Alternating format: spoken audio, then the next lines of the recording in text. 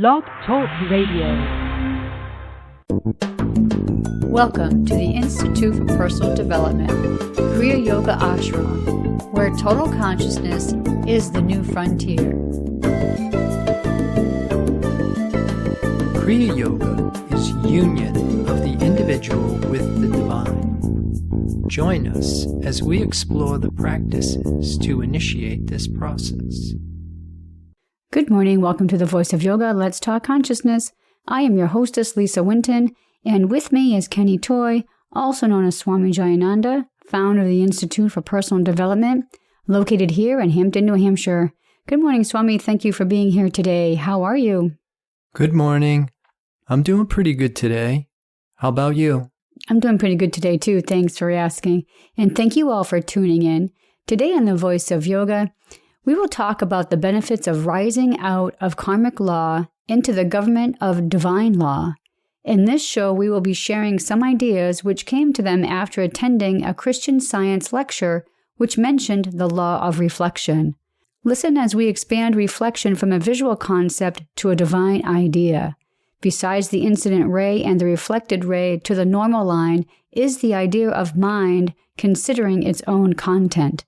Welcome to the Voice of Yoga. We are talking consciousness. Join the Kriya Yoga Spiritual Advance to get the light in your soul and reflect a divine image and likeness. So, Swami, I see the title of today's show is Divine Law is Perfect, Therefore I Am Perfect. Well, I think maybe what we should do is let's dissect that title and talk about what is divine law, what do we mean by perfect, and especially what does I am mean? So let's start with what is divine law?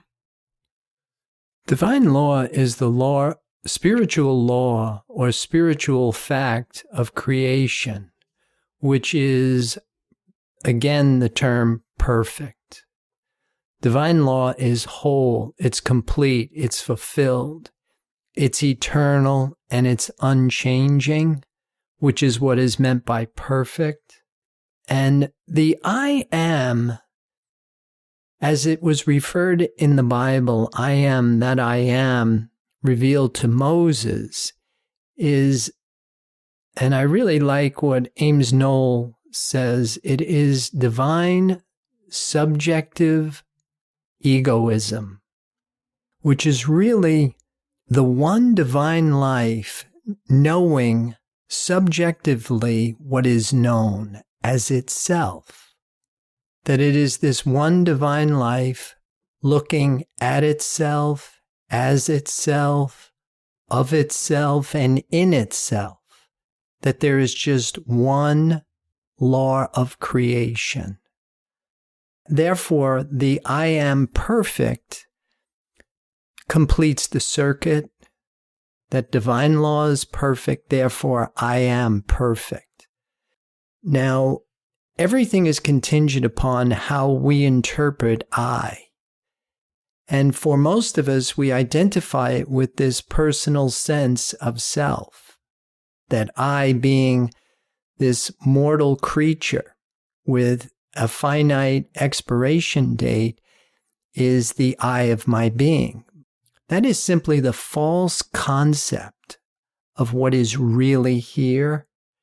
And that, of course, is imperfect because it's finite and it's undergoing constant change. We've been talking about this false concept for quite a few shows now. And I think what you're trying to do is trying to lift us out of this false concept. Right, because if we accept this false sense of identity, then we're in the trap. And in order for us to really get out of it, we must know the truth of our being. And this shift in consciousness is what we've been talking about, to forsake human thinking for divine knowing. Knowing this truth that they talk about in the Bible that makes us free. Well, I'd like to talk a little bit more about the Christian Science lecture that was mentioned in the opening. Can you tell us what you liked about the lecture? Well, I really liked the speaker, that the content of the lecture was really well thought out, and it was presented in a way, and he brought up certain points, and he continued to substantiate his points, that it was really great in that respect. Well, as far as the message that he was trying to get across, what are your thoughts about that? Well, I think the message was of healing. And the only thing that, from my personal experience of it is we were getting a lecture of something that happened to him at a Christian Science lecture. And my experience was that after this lecture, we weren't talking about what happened, but we were talking about what was said, which, in my opinion, I think falls a little bit short of the message of Christian Science. For Mary Baker Eddy, in one of her articles in miscellaneous writing called The Way, she really says that less teaching, more healing.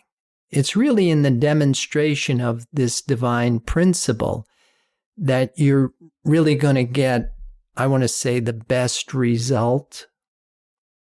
Yeah, so it seemed like he was trying to tell us how his healing came about. At the same time, like you said about the demonstration, I did notice there was an attendee there with a walker, and it's not like this person walked out of the room without the walker. So this is what you're talking about, the demonstration part. Yeah. And so if you were to attend that lecture all over again, what do you think you would like to have heard or said? Well, I think, like I had said, I think it would have been much better if we were all talking about what happened as opposed to what was said.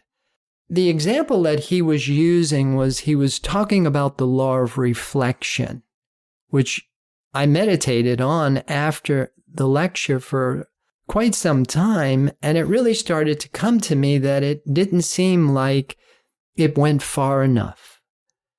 And so as I meditated on it, the law of reflection states that the angle of incident equals the angle of reflected ray from the normal, which is a perpendicular line to the smooth surface. Now, to me, what we put out is what we get back is really the law of karma. And even though we're talking about healing, it's very important to understand that in Revelations, when it mentions the dragon and two beasts, you find that these frogs that come out of the mouth can actually heal your back. It can perform these seemingly wonderful tasks, but it's not the message of the Christ. The message of the Christ really is very different, because to do something with finite thought really is going to keep it in the finite realm. So you can change finite bad to finite good. You can change finite bad health or bad condition to a finite good condition. But what we're talking about with the Christ is the eternal revelation that you are now moving into the changeless state of being. That it's not bad that can become good or good that can become bad. It's absolute goodness. It's absolute health. And so as I meditated on that particular example that he was using with the mirror and the law of reflection, it came to me that reflection, as Mary Baker Eddy used the term, in the statement, man is God's reflection, was really intended to imply mind considering its own content. And so how we think is what we become. And if we explore this a little bit deeper, what was coming to me was how to use the law of karma to assist us in graduation to the divine law. And there was a Christian Science practitioner and maybe lecturer, I'm not sure, Paul Stark Seeley, who said the connection is found in the thought unity between divine mind and the real man.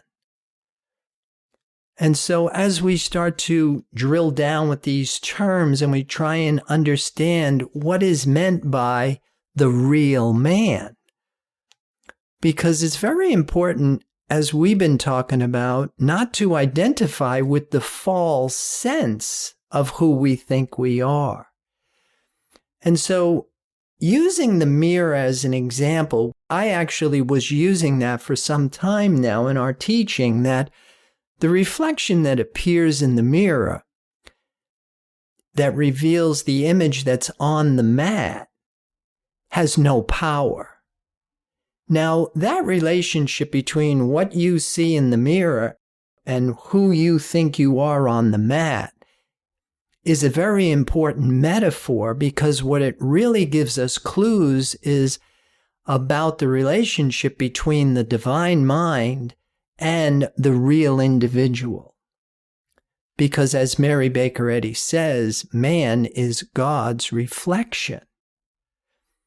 But it's more, rather than the reflection off of a smooth surface, it is really the reflection of mind, which is a very different level of understanding. So you're not just at a vertical level of this, where the example that he was giving was you back into the mirror and you look out. You really have to rise above this false sense of who we think we are. I was wondering if we can get back to what you had said earlier, and we talked about the false concept. And what you were just explaining now, you had talked about the relationship between the false image and the reflection that can be used as a metaphor. Can we go through that again and maybe go a little bit deeper with that? Yeah, because it's very important to understand that human identity with this physical form, the belief in matter, is the barrier. That's what prevents us from knowing this truth about ourselves. And that's why Paul Stark-Seeley said that the connection is found in the thought unity between divine mind and the real man. And that's why we've been saying that we must give up human thinking. We must forsake all of this human thinking, trying, believing for divine knowing. Because if we accept this false sense of who we are, then we're individualized from world mind, which is the shadow of truth, and we're in the cycle of death and rebirth. And we're under the jurisdiction of this law of karma. Like I said, the very best we can do with that is change finite bad to finite good. But in the framework of this revelation, the graduation to divine law, we must rise out of this belief in matter, and we must sow to the spirit, identify with the I am, which is perfect, and not the false sense of I, which is finite, imperfect, and mortal. And we just can't think that we are this reflection of the I am. We have to go a little bit deeper and have this sense of knowing. Right. Because if you are a human thinking about it, you are still thinking with a rational mind, a five-sense mind. And what Mary Baker Eddy tells us is that divine mind must take over the scientific government of our being. And so this concept of think differently, repent, is crucial and essential. Well, this is a good place to pause to hear a word from our sponsor. So listeners, we'll be back with you in just a few moments.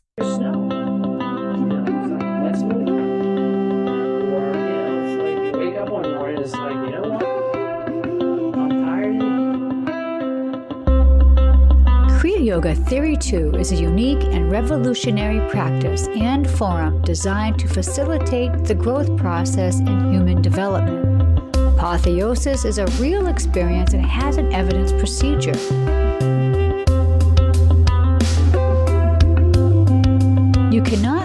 someone to permanent change by doing for them what they must do themselves.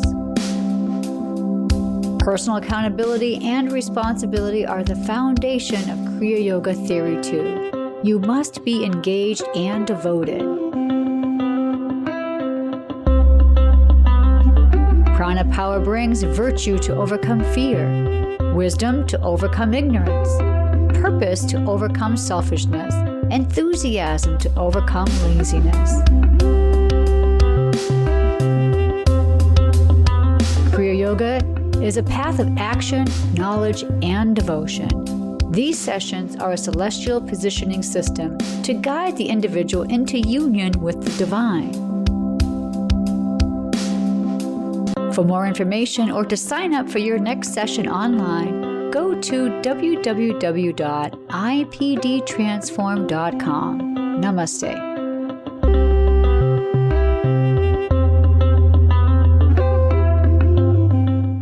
And welcome back. For those of you just joining us, you're listening to The Voice of Yoga, and we are talking consciousness.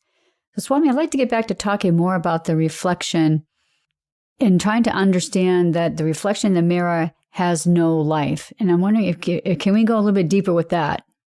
Well, I don't think that's something that we would really need more explanation about, because I think all of us would agree that as you're looking in the mirror, that image that is seemingly looking back at you has no life. It's just a reflection. It's just an image. It's a concept about what is before it. If you want to know what is creating that movement and animation of that reflection, you really have to go to the image that is before it.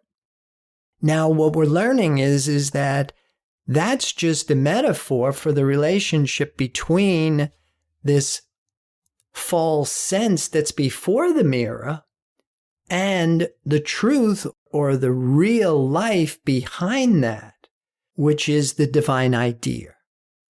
And for us to know that starts to reveal and activate this divine law in our experience. But we can't sow to the flesh and sow to the spirit. In order for us to really make this quantum leap, we have to understand that this human experience isn't real. That it's just a thought about what is real. And by us knowing that, and then of course abiding in that truth, which means that we can't rely on the testimony of our five senses. We really want to start to live out from spiritual sense. And another thing that was really well done in the Christian Science lecture we attended on last Sunday was he did a really great job of being able to explain things that are invisible but tangible. That he used a transistor. He talked about radio waves being throughout the room, and yet it doesn't report in our five senses. Doesn't mean that they're not there. They're not recognized by our mode of thinking. He used a transistor and he played it, and there was music coming out of this instrument, this device, which actually revealed the radio waves in the room. Now, underlying matter are waves, but underlying waves is this void or this nothing. Spirit is the invisible, intangible presence. Spirit doesn't report in the transistor, doesn't report in the device that he was using. That in order for us to make communication with that, that is what is referred to as the Christ.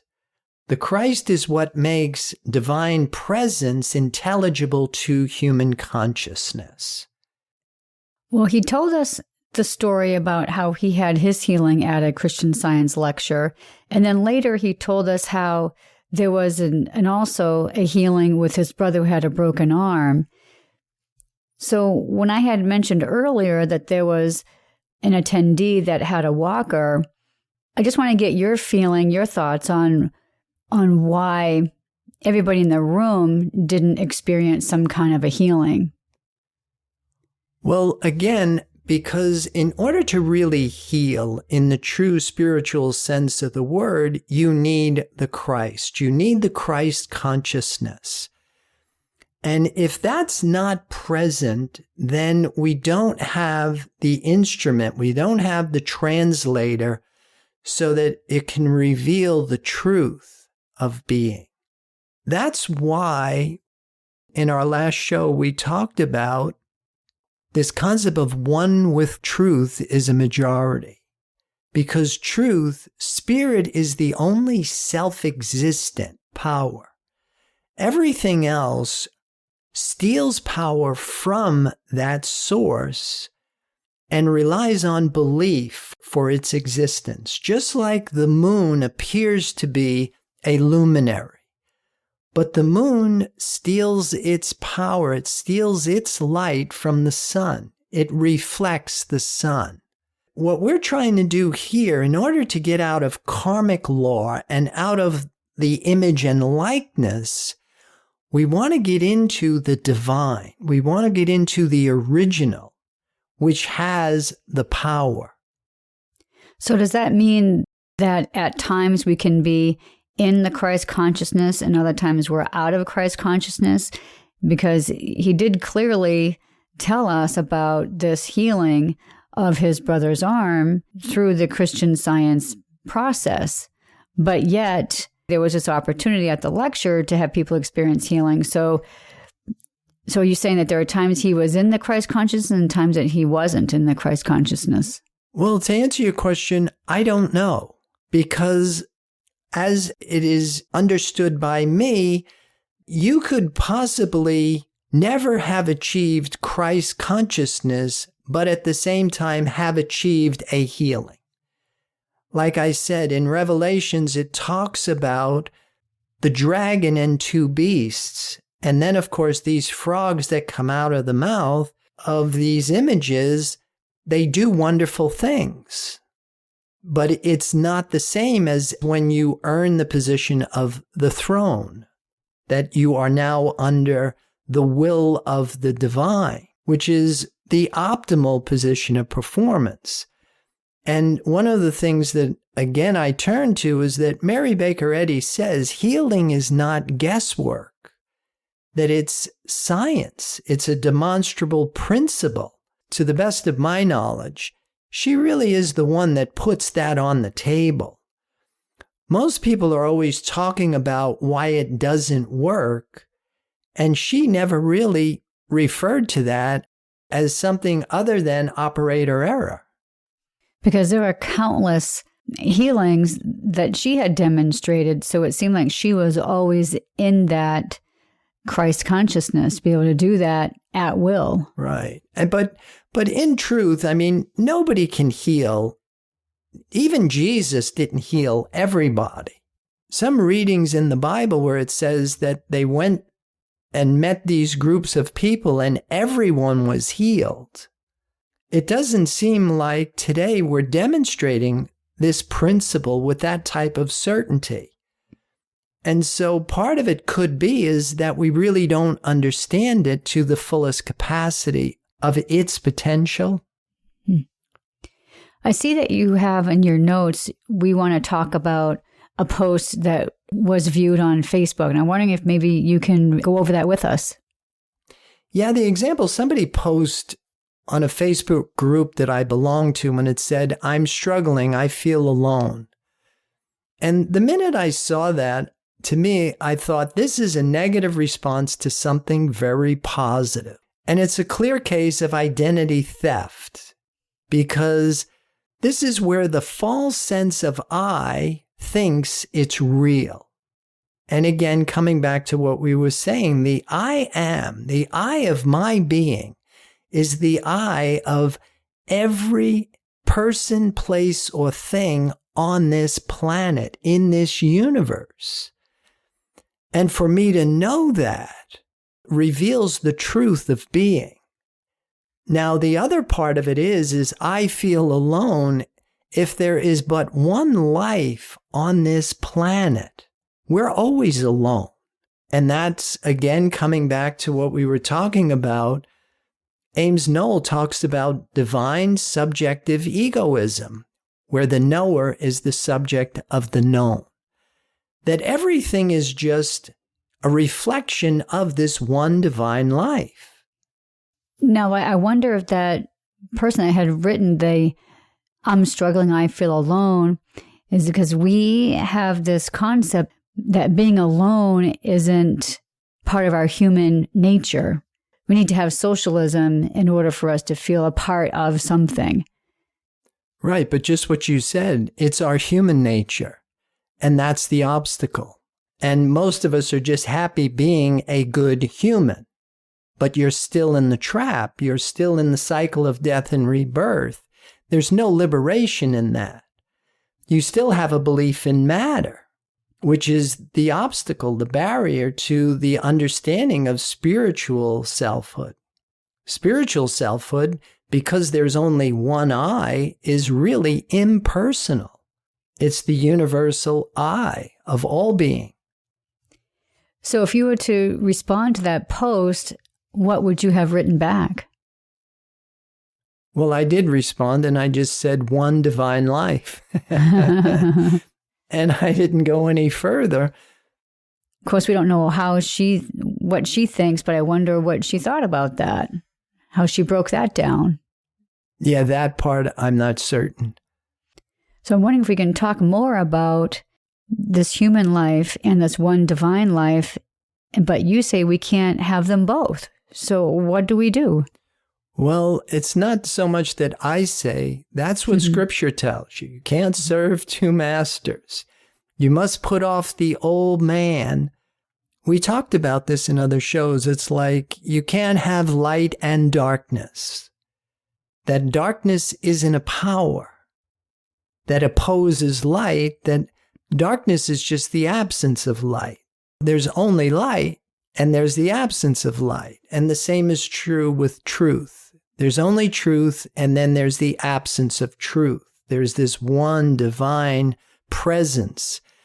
And there's no shortage or loss of this divine presence. There's just a shortage or loss or lack of awareness of it. And as this truth, this divine presence starts to reveal itself to us, then more and more of that light becomes our reality. And so awareness and then a knowing sounds like those would be the steps that we need to partake to get this one divine life. Right. The first thing we have to know is that the image in the mirror is unreal. This will enable us to release identity from material moorings and then enable us to start to rise into true spiritual identity. And the best way that we can start to do that is to fill human thought with divine qualities and divine attributes and divine ideas, because that will start to make human thought buoyant. And as our thought starts to rise, it will start to match and meet the level of divine consciousness. And once we have achieved that equilibrium, then we have created the opportunity to invite divine presence into our consciousness. And from that vantage point, we could start to now live out from this eternal life, from this perfection of being. Well, I do think it's about time we have to start closing down this show for today. So listeners, be sure to visit the website www.ipdtransform.com. And again, 3/4 of the way down the homepage, you'll see a section entitled Swami Says Recent Posts, and you'll be able to access other Blog Talk Radio shows that you can listen to further your spiritual developments. Don't forget also, click on Online Classes tab to access Swami's free webinars Wednesdays at noon. Swami, any final thoughts about today's program? Well, I would like to encourage everybody to accept the perfection of their being and stay in the spirit of that truth. Namaste.